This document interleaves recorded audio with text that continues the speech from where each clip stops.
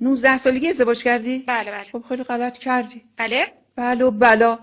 19 سالگی موقع ازدواجه. تو الان اندازه گاو نمیفهمی، چه برسه اون موقع.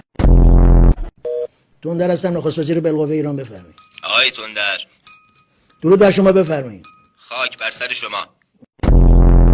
مامانم 20,000 دلار. مامانم فقط 20,000 دلار. کثافت.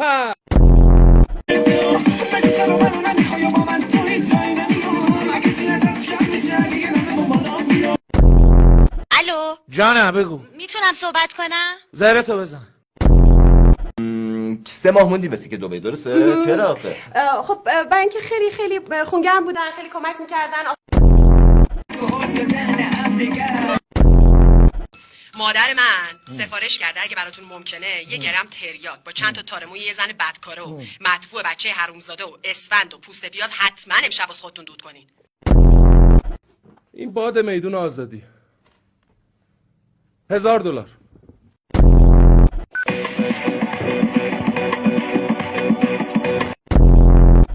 تو به جهیزیان ننت خندیدی طرف من اصلا طرف ندارم. کثافت.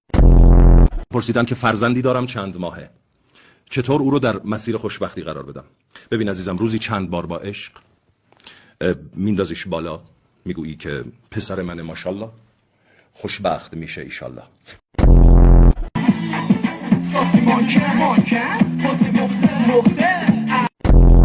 اسد جون، میخوای کونو من تفسیر کنم مکان تو؟